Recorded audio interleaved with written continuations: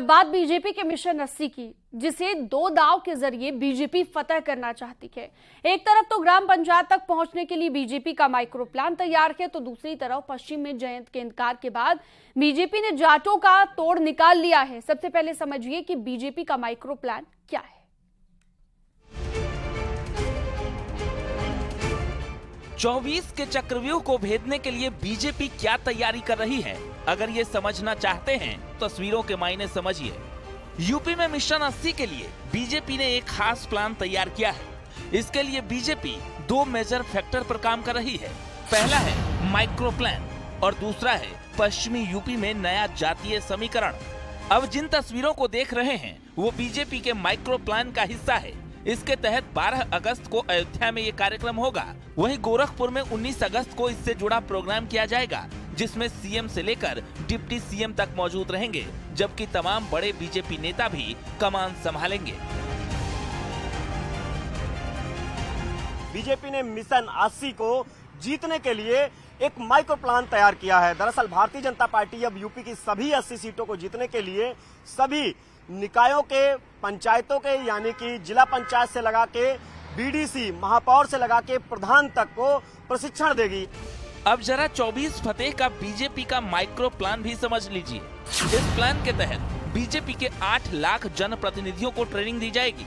इस ट्रेनिंग में mayor, BDC, प्रधानों को प्रशिक्षित किया जाएगा। 12 अगस्त को अयोध्या और गोरखपुर में 19 अगस्त से ट्रेनिंग शिविर आयोजित होंगे।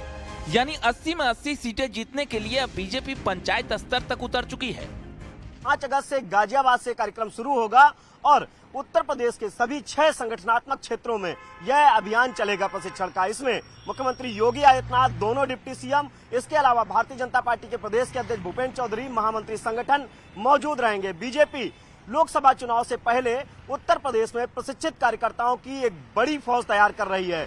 अब बीजेपी के दूसरे प्लान की बात करते हैं, जिसने पश्चिमी यूपी में नए समीकरण के संकेत दे दिए हैं। ये तस्वीरें चंद दिन पुरानी हैं, लेकिन इसके मायने बेहद व्यापक।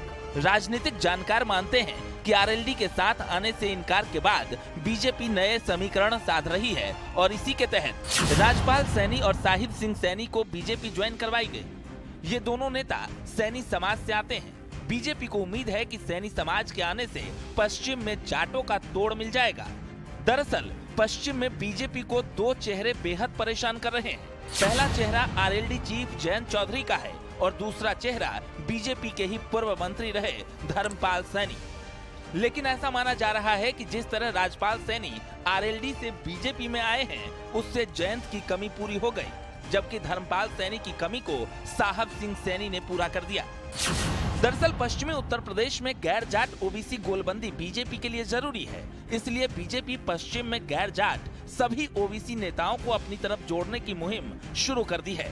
इनमें सैनी बिरादरी सबसे अहम है, क्योंकि पश्चिमी यूपी में सैनी मतदाता सबसे अधिक हैं। यानी बीजेपी एक तरफ माइक्रो प्लान के जरिए ग्राम पंचायत स्तर तक अपनी पकड़ मजबूत कर रही है, तो दूसरी तरफ पश्चिम में गैर जाट का नया समीकरण तैयार कर मिशन 80 को फतह करने में जुटी है। Bureau report, news 18। अलीगढ़ मुस्लिम यूनिवर्सिटी यानी कि एएमयू, देश की सियासत में एएमयू का नाम जितना उछलता रहता है, अब यहाँ की सियासत में भी उतना ही बड़ा उलटफेर हुआ है। एएमयू की एक अहम संस्था है जिसे court of Aligarh Muslim university के नाम से जाना जाता है। इसमें 6 लोकसभा और 4 राज्यसभा सांसद होते हैं। लेकिन पहली बार ऐसा हुआ है कि इस ताकतवर संस्था पर बीजेपी सांसदों का कब्जा होगा।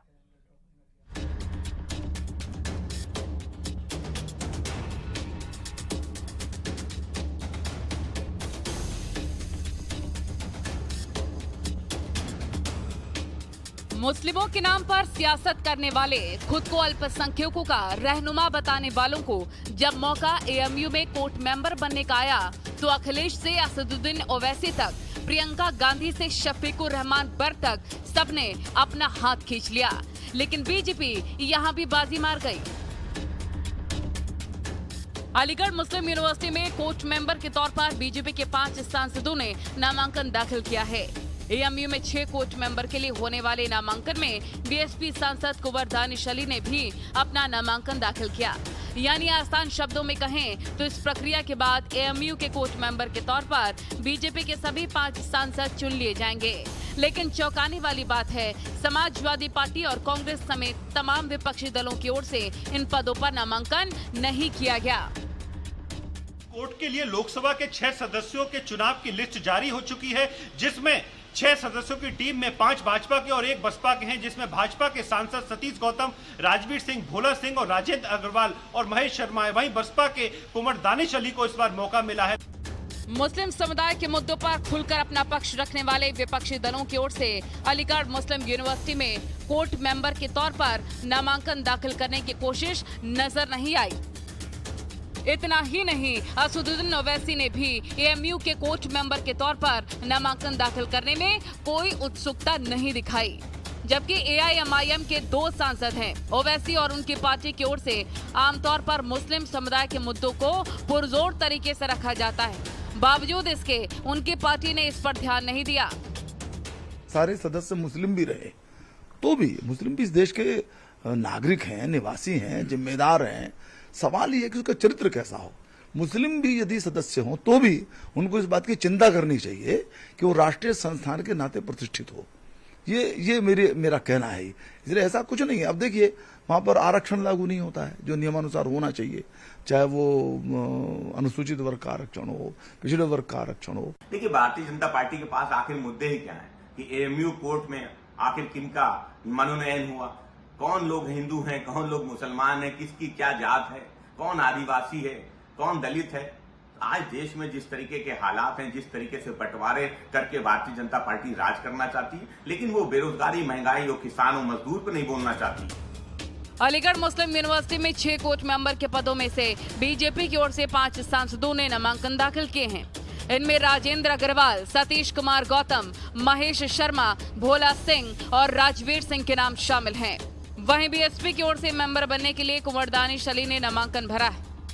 अलीगढ़ यूनिवर्सिटी विवादों के लिए मशहूर है।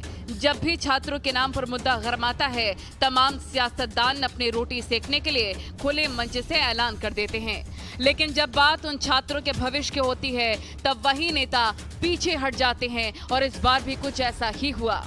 एएमयू कोर्ट अलीगढ़ मुस्लिम यूनिवर्सिटी के प्रशासन को लेकर सबसे महत्वपूर्ण संस्थान है। ये संस्था अलीगढ़ मुस्लिम विश्वविद्यालय में परिवर्तन और नीतियां बनाने में महत्वपूर्ण भूमिका निभाती है। इस संस्था में 10 सदस्य होते हैं, जिसमें से 6 लोकसभा, 4 राज्यसभा के सांसद होते हैं।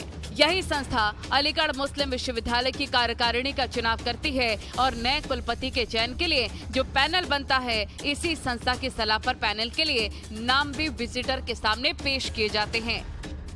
यानी ज्यादातर एएमयू के कुलपति खास धर्म के होते रहे हैं, लेकिन इस बार कुलपति के चयन में बीजेपी के सांसद महत्वपूर्ण भूमिका निभा रहे हैं और संभावना है कि खास धर्म वाले कुलपति का पैटर्न अगली बार खत्म हो सकता है। Bureau report, news 18।